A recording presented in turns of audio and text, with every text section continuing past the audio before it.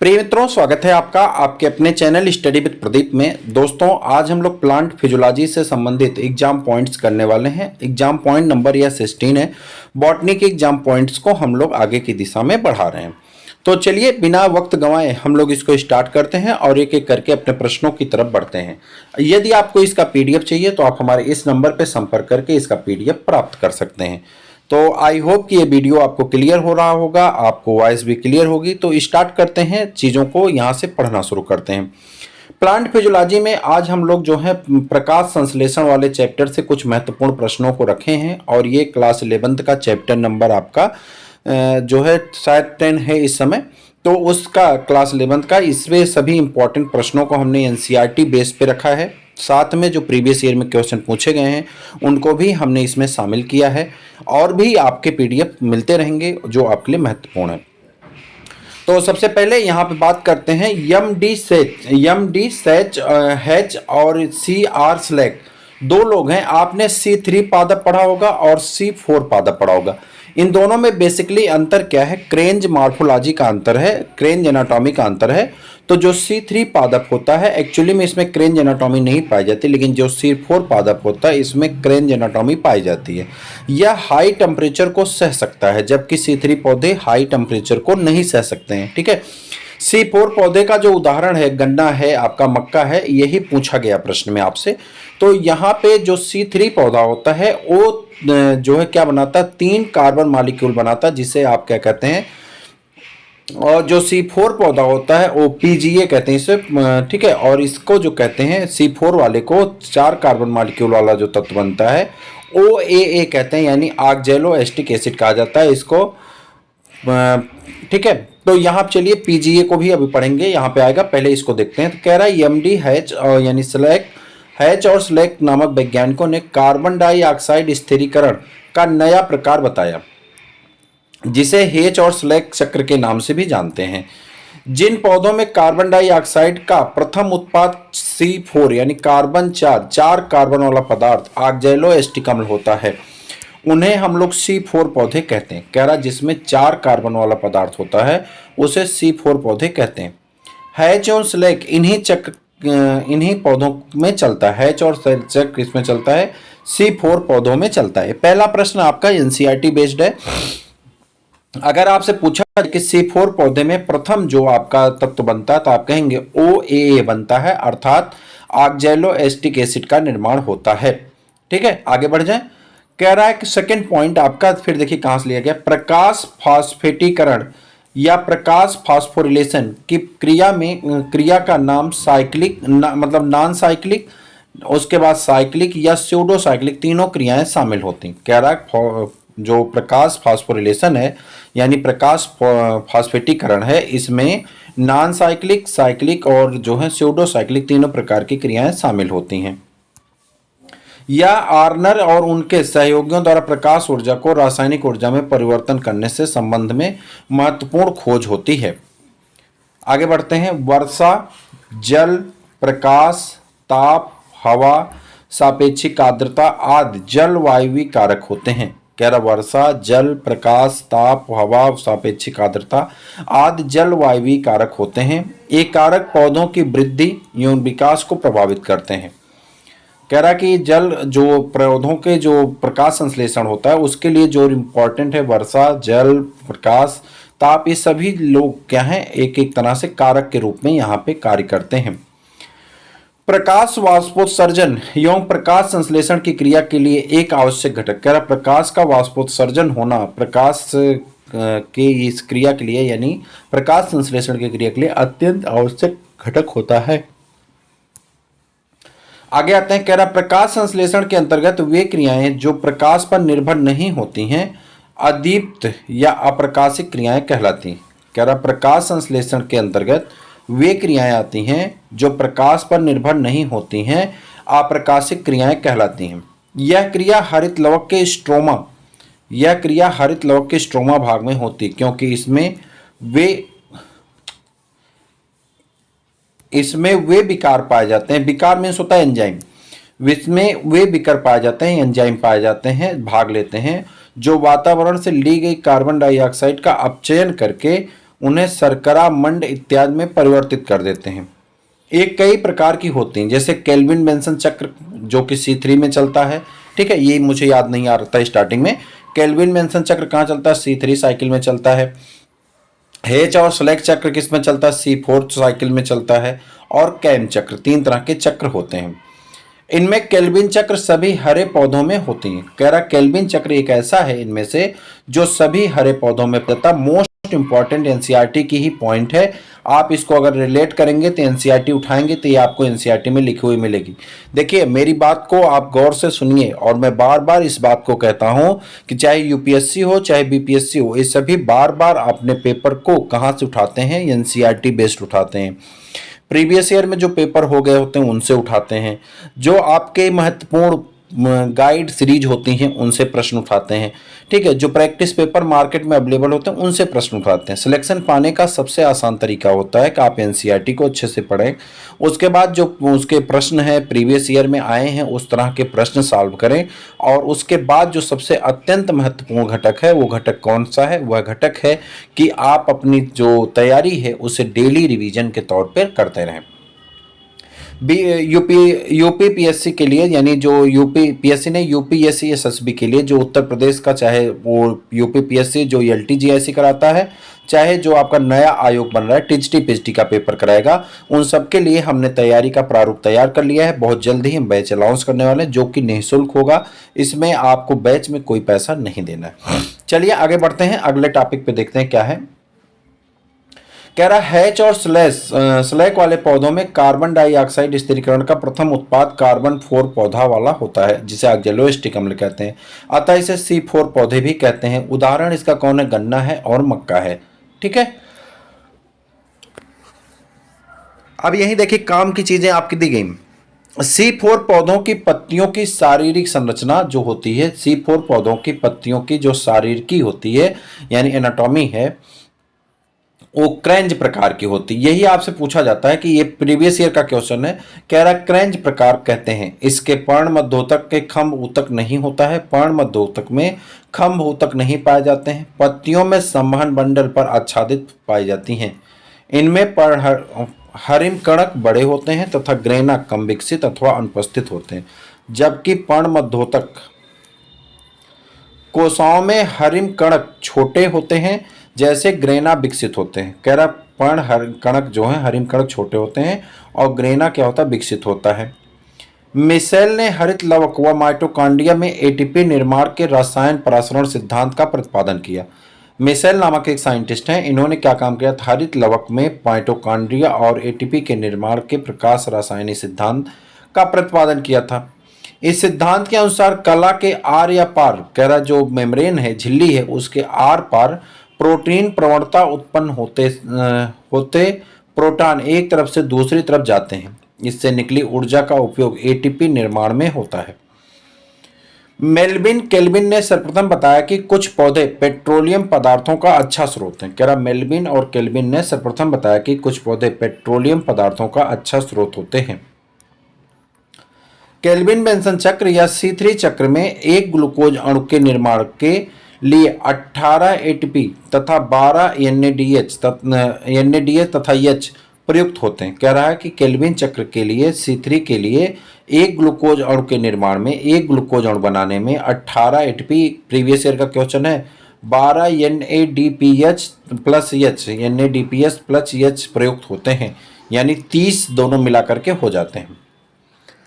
प्रकाश संश्लेषण की क्रिया, प्रकाश स्पेक्ट्रम के, देखिए वहां पे दिया गया है 680 ये नियम, और एक दूसरा जो जेड स्कीम दिया गया एनसीईआरटी में पढ़ेंगे तो वहां पे दूसरा 700 ये नियम, दो दिए गए, पीएस फर्स्ट दिया गया है और पीएस सेकंड दिया गया। ठीक है, तो वही हम लोग यहाँ पे पढ़ रहे हैं, लेकिन यहाँ पे बात दूसरी है, दूसरे तरह से प्रश्न पूछा गया है एंगस्ट्रॉम में, तो उसी को हम घुमा करके एंगस्ट्रॉम में बताते हैं। प्रीवियस ईयर का ये भी क्वेश्चन है। देखिए कह रहा है प्रकाश संश्लेषण की क्रिया प्रकाश स्पेक्ट्रम के केवल दृश्य प्रकाश भाग अर्थात 3800 एंगस्ट्रॉम से लेकर के 7600 एंगस्ट्रॉम तरंगदैर्घ्य वाली किरणों में होती है।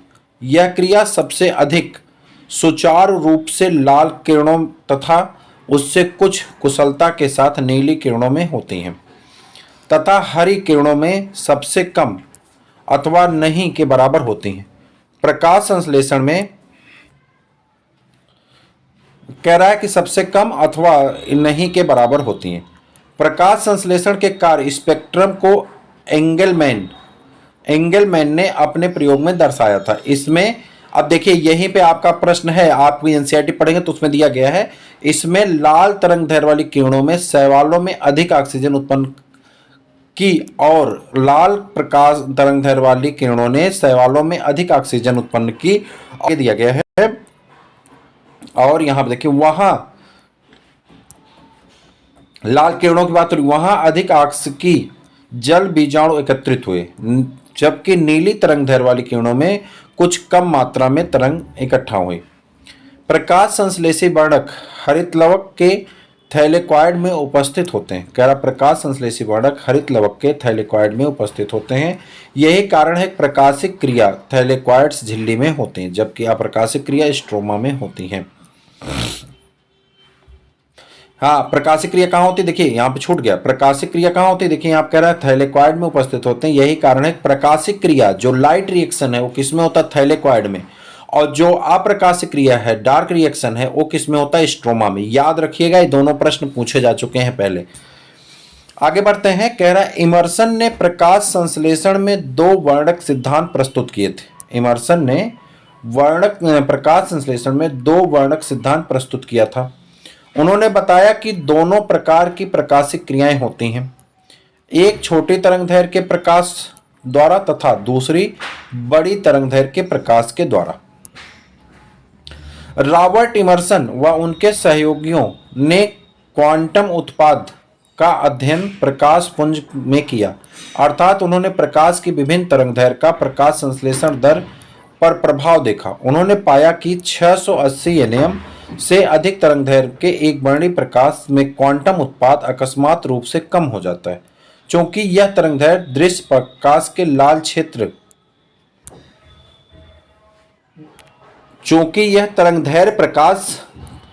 क्षेत्र से संबंधित है, अतः यह घटना लाल पतन कहलाती है। उन्होंने अपने प्रयोगों में यह पाया कि यदि लाल प्रकाश के साथ साथ कम तरंग दैर्ध्य वाला प्रकाश भी दिया जाए तो यह कमी समाप्त हो जाती है, अर्थात क्वांटम उत्पाद की दर उन दोनों तरंग दैर्ध्य के प्रकाश में अलग अलग होती है। कह रहा क्वांटम उत्पाद की दर दोनों प्रकाश के तरंग दैर्ध्य में अलग अलग होती है।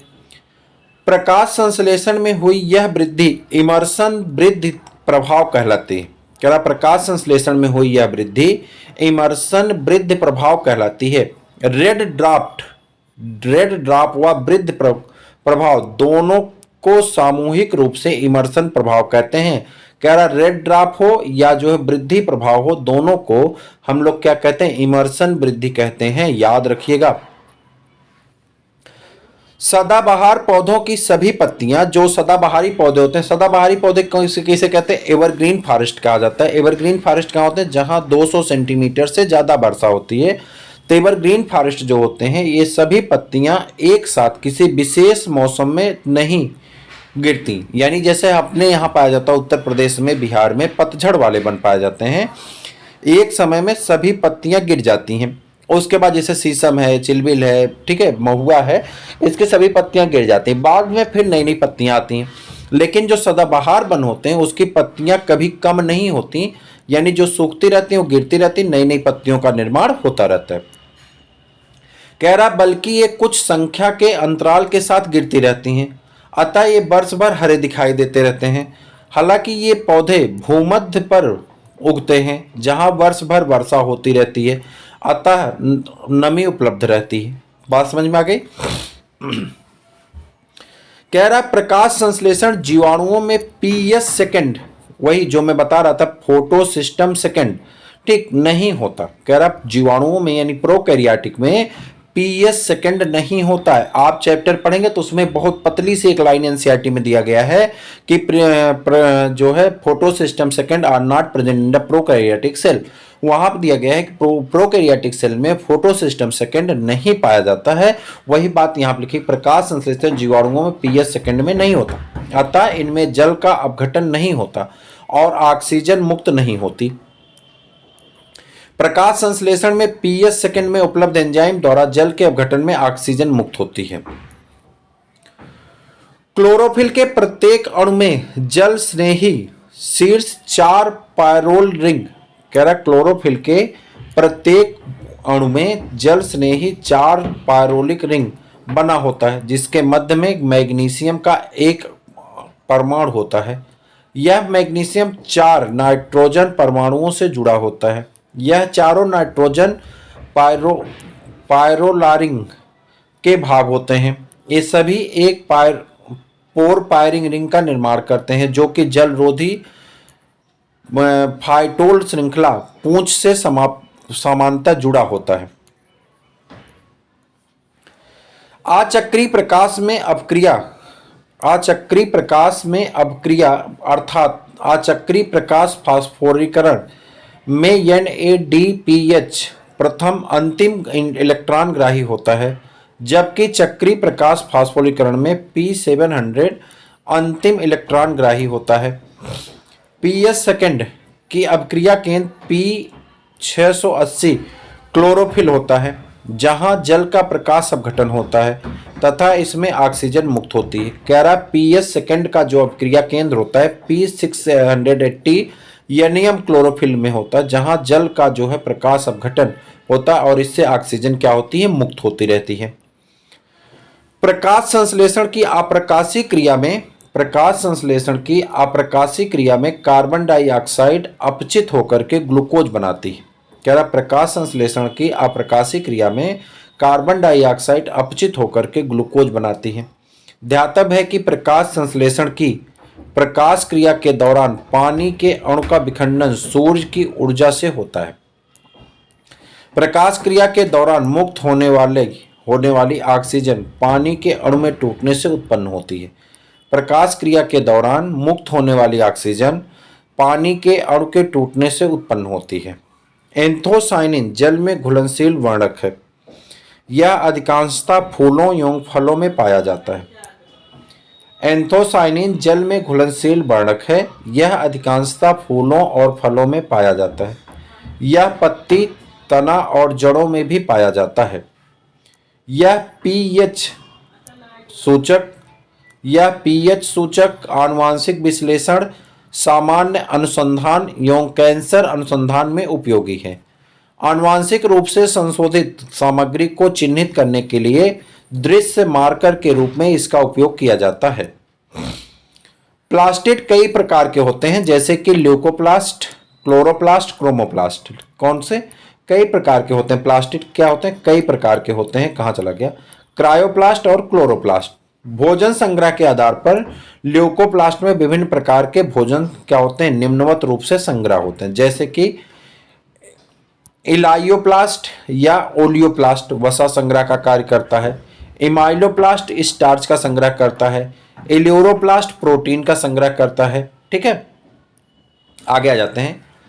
रिडक्टिव कार्बोक्सिलेशन प्रक्रिया में कार्बन डाइऑक्साइड का स्थिरीकरण होता है। यह RUBP यानी रुबलोज बाईफास्फेट कार्बोक्सिलेज एंजाइम की सहायता से कार्य करता है। कह रहा है कि रुबलोज बाईफास्फेट कार्बोक्सिलेज एंजाइम की सहायता से कार्य करता है।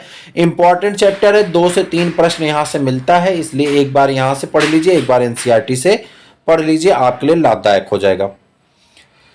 आगे दे रहा है हैच और स्लैश साइकिल C4 पौधे जो होते हैं चलता है। इन पौधों की पर्णमध्योतक कोशिकाओं में उपस्थित फास्फोएनल पायरुविक अम्ल द्वारा वायुमंडल से ली गई कार्बन डाइऑक्साइड ग्रहण की जाती है, जिसके फलस्वरूप 4 कार्बन वाला प्रथम स्थायी उत्पाद ऑक्सैलोएसिटिक अम्ल का निर्माण होता है।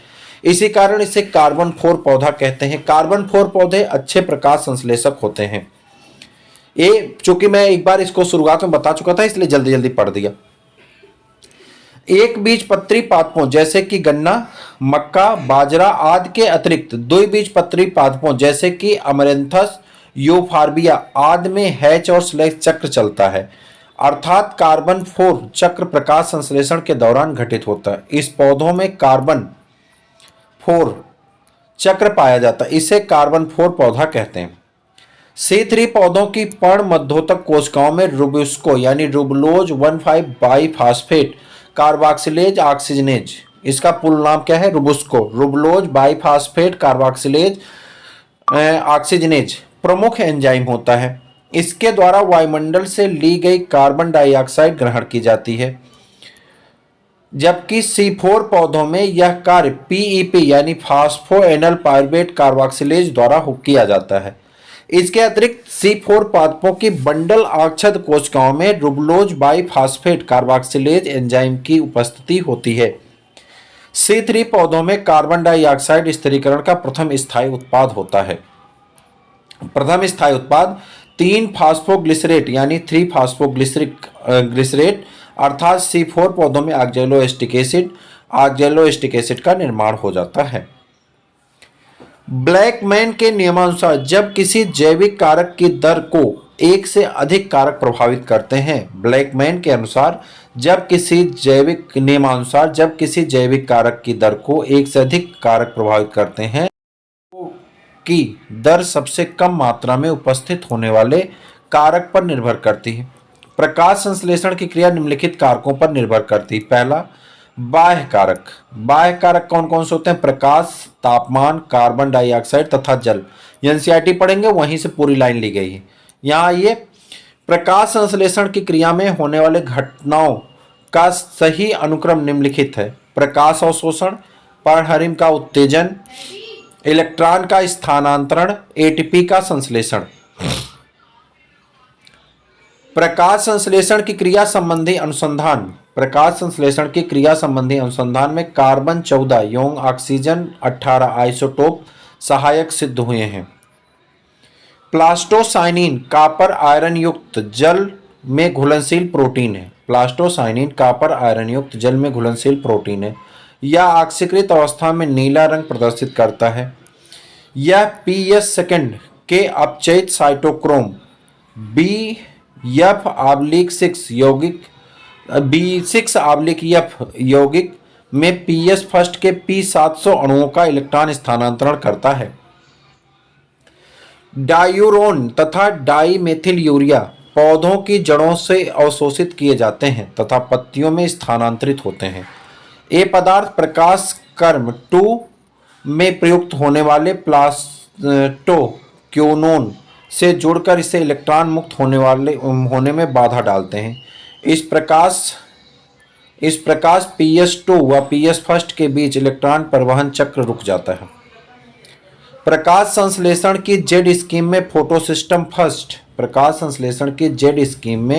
फोटोसिस्टम फर्स्ट में PS700 के उत्तेजित अणुओं में उत्सर्जित इलेक्ट्रॉन NADP में अपचयित करते हैं।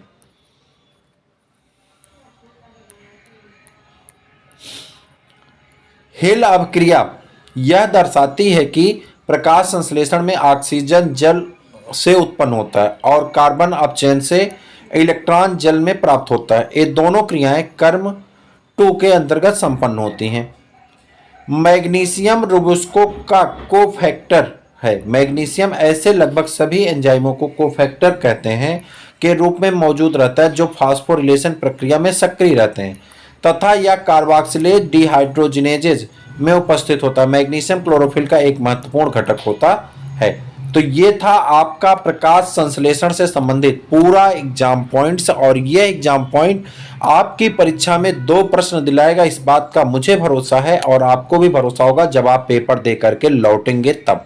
तो जरूर इसे पढ़िएगा, अपने मित्रों को शेयर करिएगा। फिर मिलते हैं किसी और वीडियो में, तब तक के लिए इजाजत दीजिए। जय हिंद।